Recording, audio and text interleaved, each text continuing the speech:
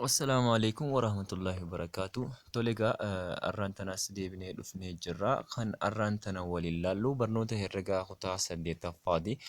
Egaa akkuma beekamu yeroo dabree barnoota herregaa kutaa 8ffaa boqonnaa 2 jalqabnee turre. Boqonnaan lamaas jechuun iskuweerii, iskuweer ruutii, kiyyubii fi kiyyub ruutii kan jedhu yoo ta'u, akkuma beekamu egaa gabaabaatti iskuweerii jechuun lakkoofsi tokko mataa isaatiin si'a lama baay'isuudha. Iskuweer ruut godhuu jechuun immoo garagaltoo iskuweerii godhuu jechuudha. Kiyyubii jechuun immoo lakkoofsi tokko mataa isaatiin si'a sadii baay'isuu fi kiyyub ruutii godhuu jechuun immoo lakkoofsicha bakka jalqaba inni irraa dhufe sanitti deebisuu yookiin garagaltoo kiyyubii jechuudha. Akkuma iskuweer ruutii fi iskuweeriin waliif garagaltoo ta'e kiyyubii fi kiyyub ruutiilleen waliif garagaltoo waliiti jechuudha. Egaa mee har'aan tana mata dureen laallu ammoo gabatee iskuweer ruutii fi kaalkuleetara saayintifikii fayyadamuudhaan iskuweer ruutota lakkoofsotaa barbaaduu kan jedhudha. Egaa gabatee iskuweerii jechuun gabatee iskuweer ruutii jechuun gabatee iskuweer ruutii lakkoofsaa irraa dubbifamu jechuudha. Gabateen kun dhuma kitaaba kanaa irratti kan argamu akkuma gabatee iskuweerotaati. Egaa fakkeenya 8 kana yoo ilaalle gabatee iskuweer ruutii fayyadamuudhaan 5.63 fi 8.47 barbaadii jedha.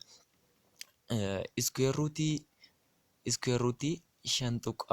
5.63 barbaaduudhaaf irraan gadee xaa jalaan hanga meegaa asirratti yoo ilaalle irraan gadee xaa jalaan hanga 5.6 bira geessutti deemii ja'a. Akkasuma toora dalgee irratti yookiin dalga xaa irraa ka'uudhaan 3 bira hamma geessutti karaa mirgaatti adeemi ja'a. Hanga 3 bira geessutti karaa mirgaatti adeemi. Itti aanee tooftaa sadaffaa irratti yookiin tarkaanfii sadaffaa irratti sararri dalgee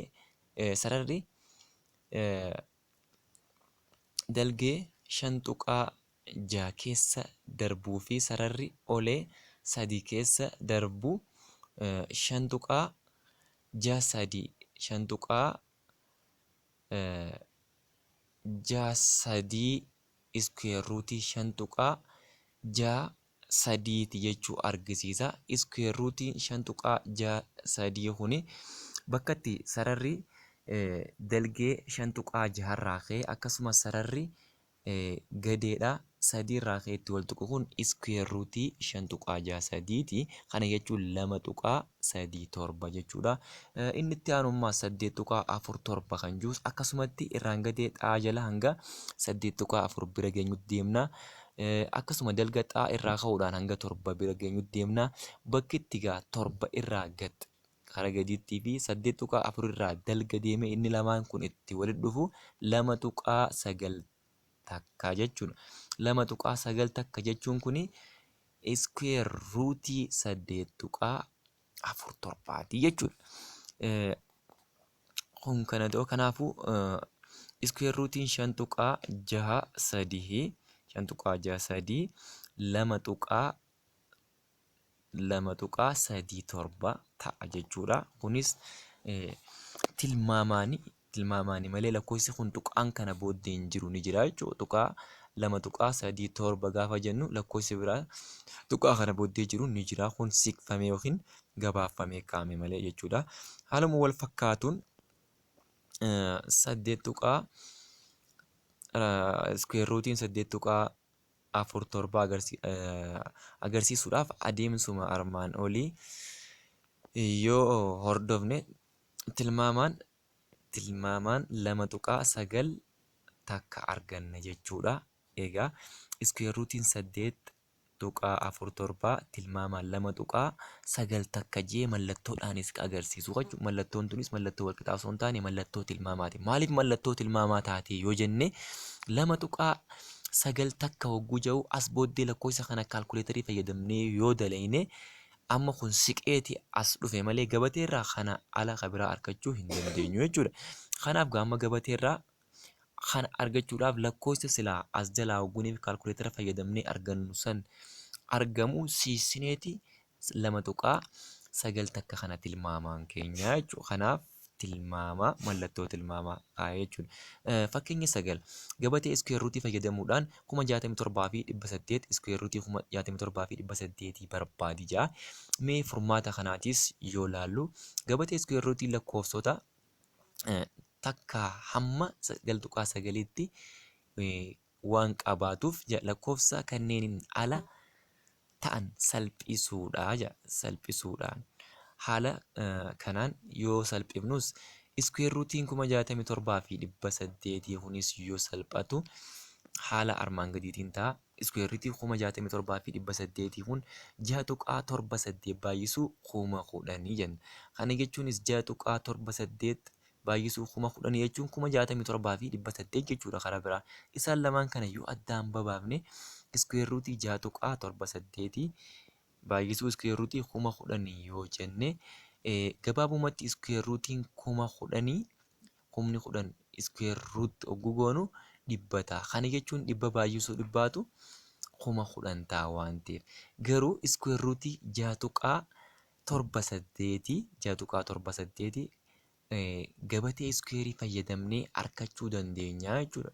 Gabatee iskuweerii fayyadamnee haaluma ammaan tanaa kanaan argachuu dandeenya. Haaluma ammaan tanattiin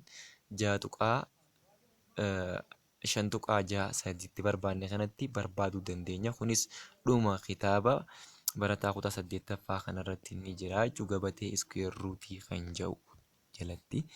Egaa iskuweer ruutiin 6.78 gabatee iskuweer ruutii irraa yoo barbaannu 2.6 duwwaa 4 ta'a jechuudha tilmaamaan. 2.6 duwwaa 4 ta'a. Egaa kana jechuun 2.6 duwwaa 4 baay'isuu dhibbaa. Dhibba maaliidha isarraa argannee jenne dhibbi iskuweer ruutii 10,000 waan ta'eef yeroo waliif baay'ifnu 260.4 ta'a jechuudha. 260.4 ta'a jechuudha. Egaa haala kanaan gabatee iskuweer ruutii argachuu dandeenya.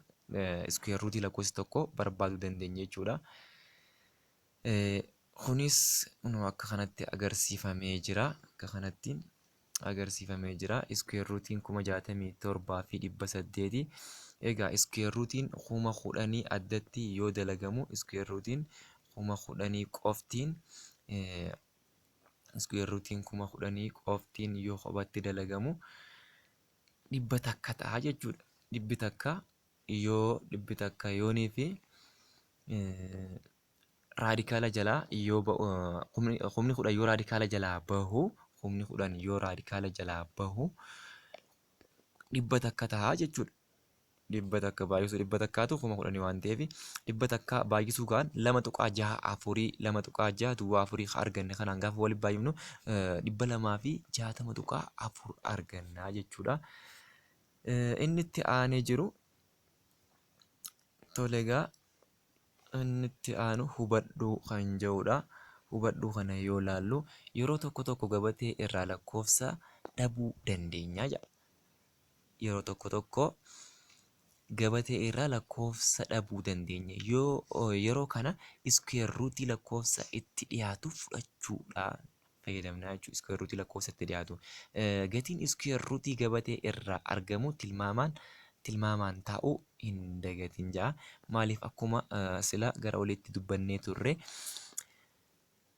gabatee iskuweerii irratti yookiin gabatee iskuweer ruutii irratti lakkoofsi kennamu kuni lakkoofsa parfektii yookiin lakkoofsa iskuweer ruut ta'ee sila argamuu qabu san jechuu miti yookiin lakkoofsa parfektii iskuweerii ta'ee argamuu qabu jechuu miti.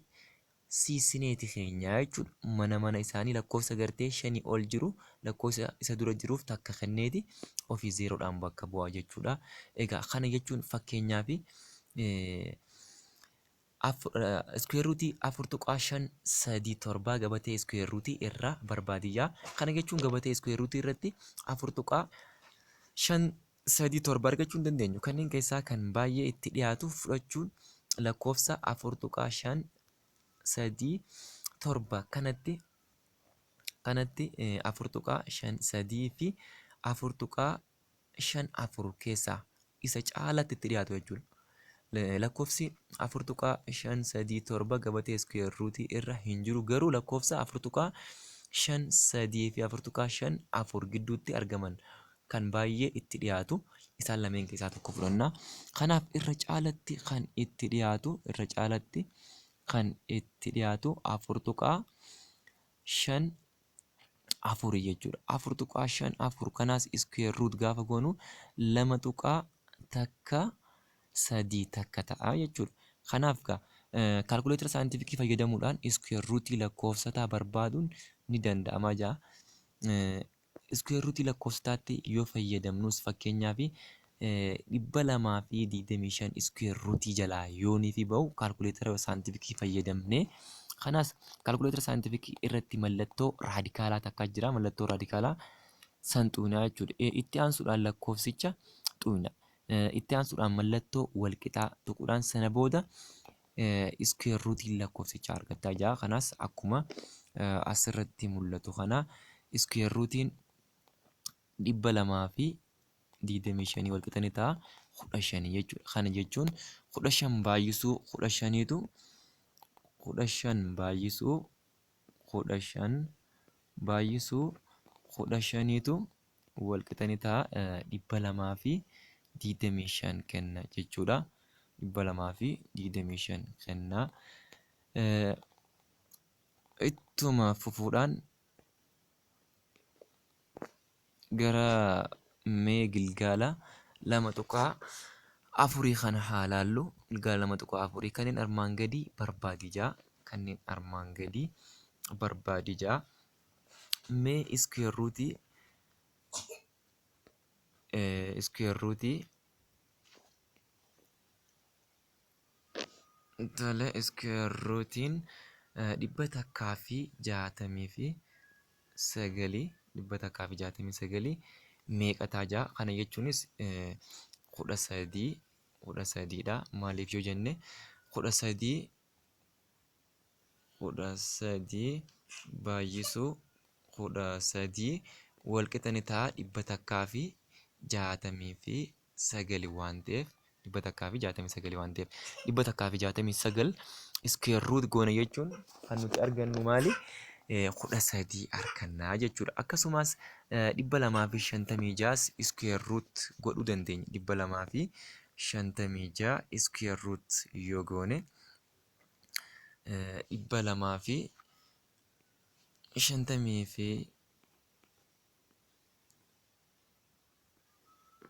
256 iskuweer ruut yoo goone kan nuti argannu 16 jechuudha. Kana jechuun 16 iskuweerii yoo goone 16 iskuweerii yoo goone kan nuti argannu 256 argannaa waan ta'eef 256 arganna waan ta'eef inni itti aanu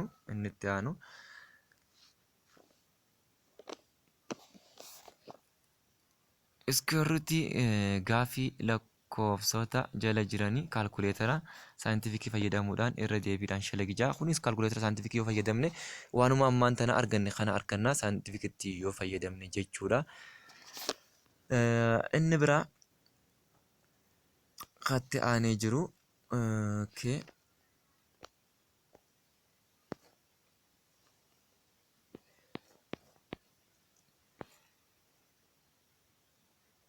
kiyyubootaa fi kiyyubrootota kan jedhudha mata dureen itti aanu. Mee ammaaf asuma irratti dhaabne yeroo muraasaan booda walitti haa deebinu.